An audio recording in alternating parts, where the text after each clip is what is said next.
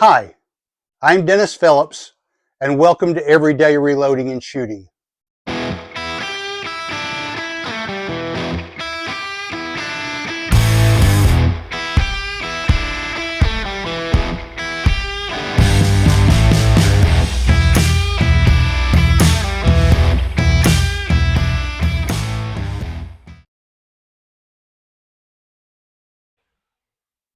All right, welcome back to the channel. Once again, we're at the Georgia Gun Club's 100-yard indoor rifle range, and today I'm shooting my Tikka T3X chambered in .223 Remington, mounted in an MDT ARCS chassis with an Arkin SH4 60-24x50 rifle scope. There's a link in the description below where we were testing this 60-grain VMAX bullet with the Varget powder, and we were shooting charge weights from 23.7 to 24.9 grains of powder. 24.9 grains is the maximum load shown in the Hornady manual, but if you go to the Hodgdon reloading data site online, you'll find that they show a maximum charge weight of 27 grains. Now, when we were shooting that previous target, as I got towards the higher end of the spectrum on the charge weights, the group began to open up.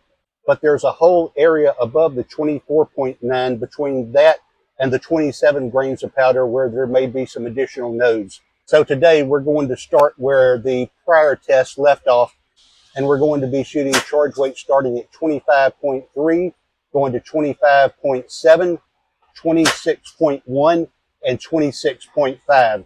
And we'll stop at the 26.5 because as I was loading that, we were all the way up to the bottom of the case neck, and I really didn't want to load a compressed load. So we're going to stop today at 26.5 grains, and these should be producing velocities on the upper end of around 3,100 feet per second. So we're going to see how those perform. So as always, you're welcome to enjoy the music while I fast forward through my shooting, or you can skip forward to the results that follow. Shooting at 100 yards.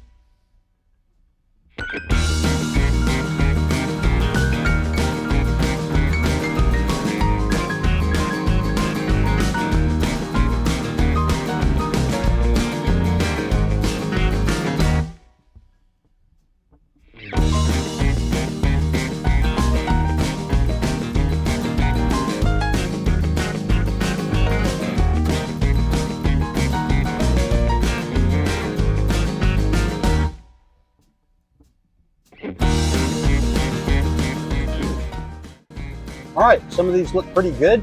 I did have a couple of flattened primers. I'll let you take a look at these.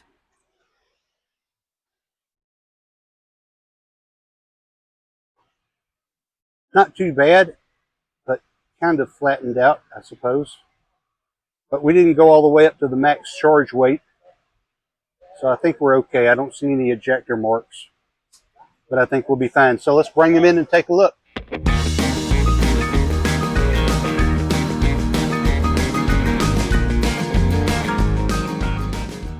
All right, so our Fally shot in our first group were shot with the same charge weight.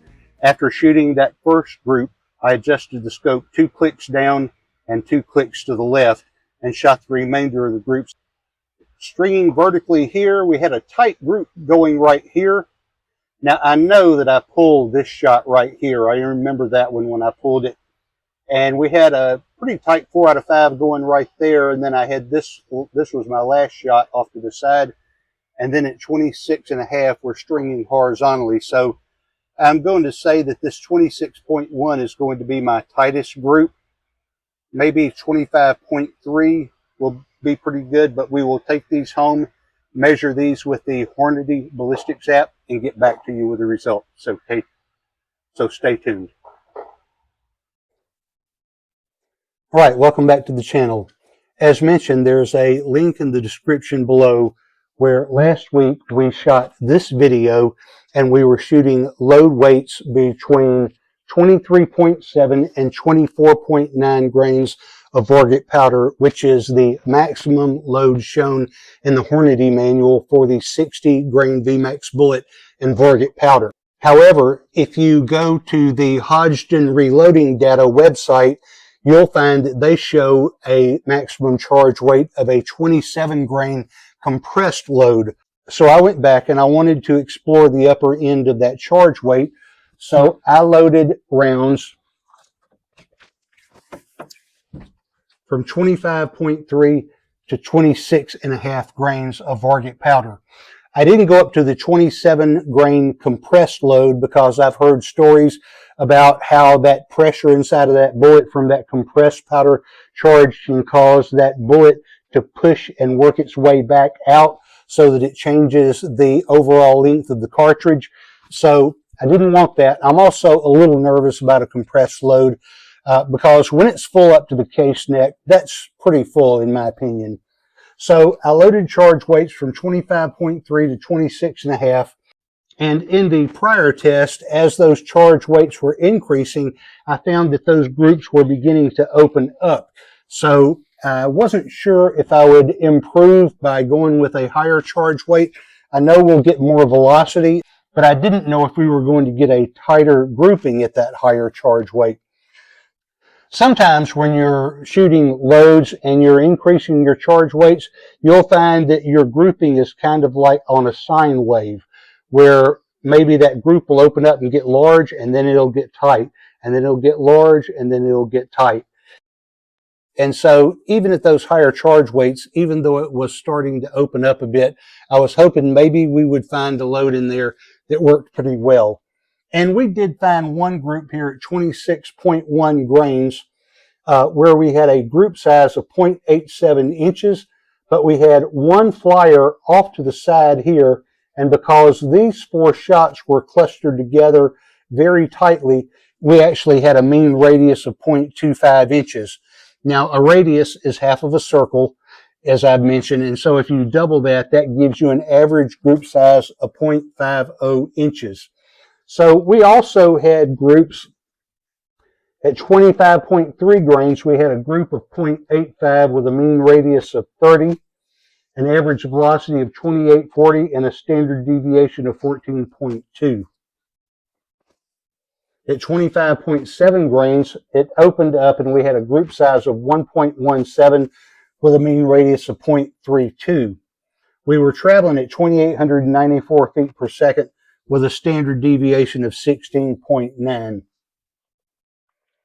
Then we get to 26.1, and that's when we tighten up. We've got a group size, as mentioned, of 0.87 and a mean radius of 0.25.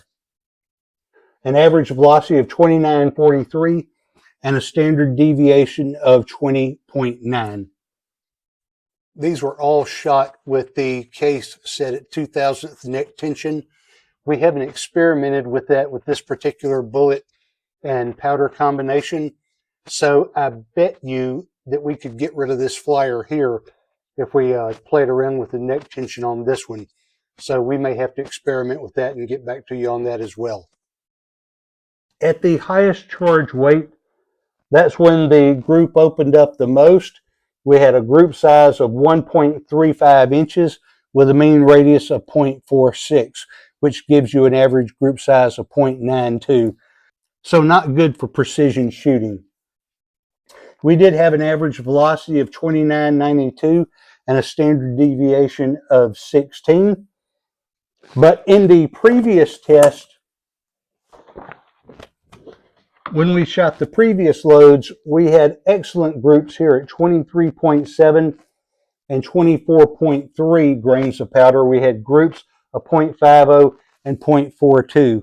So what we're going to do is we're going to come back here and we're going to focus on those lower charge weights, and we're going to load at 23.6, 23.8, and at 24.2 and 24.4 and see if we can find a load in there where these groups are going to tighten up.